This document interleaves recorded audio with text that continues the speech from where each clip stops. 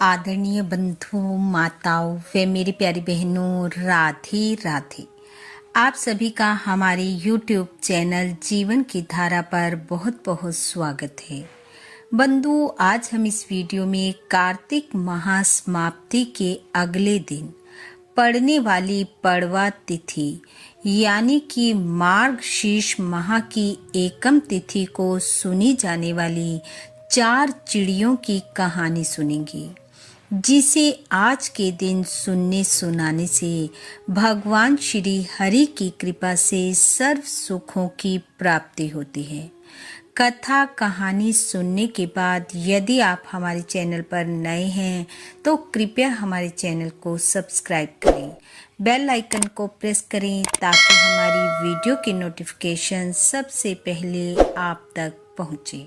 Video को share व like भी जरूर करें। बंधुओं, कार्तिक पूर्णिमा के अगले दिन यानी कि एकम तिथि को कार्तिक स्नान करने वाले, पच भिक्षु स्नान करने वाले और कार्तिक पूर्णिमा का स्नान करने वाले सुबह सवेरे मंदिर में जाते हैं। वहां जाकर चावलों का घर बनाते हैं। उस घर में आटे के चिड़ा चिड़ी बनाकर बैठाए जाते हैं।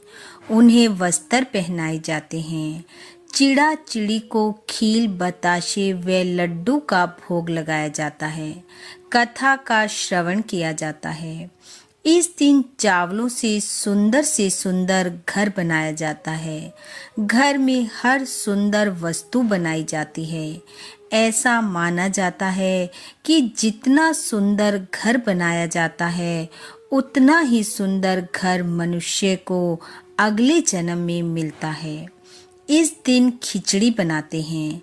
खिचड़ी में घी डालकर आम का अचार रखकर ठाकुर जी को भोग लगाया जाता है और फिर खुद भी प्रसाद रूप में ग्रहण किया जाता है।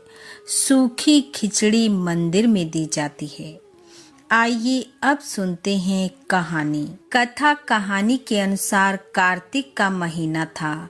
ठाकुर जी के मंदिर में पेड़ के ऊपर चिड़ियों का बसेरा था, जिनमें से 4 चिड़ियां जो आपस में सहेली थी, कार्तिक स्नान करने वाली महिलाओं को रोज मंदिर में देखती। उन्हें देख उन चिड़ियों ने सोचा, हम भी कार्तिक स्नान करते हैं। चारों ने कार्तिक स्नान किया और कार्तिक के समाप्त होने पर पड़वा तिथि को उन्होंने सोचा, चलो हम भी खिचड़ी बनाएं। एक चिड़िया पानी लाई, एक चावल, एक दाल और एक घी लाई। सब ने मिलकर खिचड़ी बनाई। खिचड़ी बनाकर उन्होंने सोचा, पहले नहा कर आती हैं, फिर सब मिलकर खिचड़ी खाएंगी। एक चिड़िया नहा कर आ गई, बाकी अभी नहीं आई थी। उसे भूख लगी थी तो उसने खिचड़ी की भाप को खा लिया। दूसरी चिड़िया आई, उसने पानी पी लिया। तीसरी चिड़िया ने खिचड़ी खा ली और चौथी ने खुरचन। कुछ समय बाद चारों चिड़िया मर गई। अगले जन्म में जिस चिड़िया ने भाप खाई थी वो राजा के घर राजकुमारी बनी। जिसने पानी पिया था वो कुम्हार की लड़की हुई। जिस चिड़िया ने खिचड़ी खाई थी वो ब्राह्मण की बेटी बनी और जिसने खुरचन को खाया था वो राजा के यहाँ हथनी हुई। कुम्हार की लड़की राजा के यहाँ दासी हो गई और ब्राह्मण की बेटी राजकुमारी की सहेली बनी। राजकुमारी को अपने पिछले जन्म की सब बातें याद थी। राजकुमारी का विवाह हुआ। जब वो विदा होकर जाने लगी तो उसने राजा से कहा कि मैं अपनी सहेली और दासी को अपने साथ लेकर जाऊंगी। राजा ने कहा, ले जाओ। कुछ देर बाद राजकुमारी फिर रुक गई। राजा ने पूछा, क्या बात है, अब क्या चाहिए? तो राजकुमारी ने कहा, मैं इस हथनी को भी साथ लेकर जाऊंगी। राजा ने कहा, ले जाओ। राजा ने अपने नौकरों से कहा, हथनी को ले आओ। वह हथनी को लेने गए, पर हथनी ना उठी। सब ने कोशिश की, लेकिन सब व्यर्थ। तब राजकुमारी उसके पास गई और हथनी के कान में पिछले जन्म की बातें कही, जिसे सुनकर हथनी खड़ी हो गई।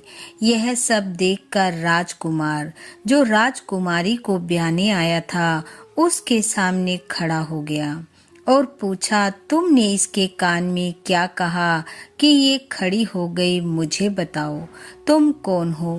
राजकुमारी कहने लगी, औरत और जेवड़ी का अंत नहीं लेते। राजकुमार बोला, नहीं, मैं तो अंत का ही भूखा हूँ, मुझे सारी बात बताओ। तब राजकुमारी ने राजकुमार को पिछले जन्म की सारी बातें बता दी। यह सुनकर राजकुमार बोला कि कार्तिक स्नान का इतना फल होता है कि चिड़िया मनुष्य की योनि में आ गई, तो हम तो इंसान हैं, हम भी इस बार जोड़े से कार्तिक स्नान करेंगे और खूब दान पुण्य करेंगे।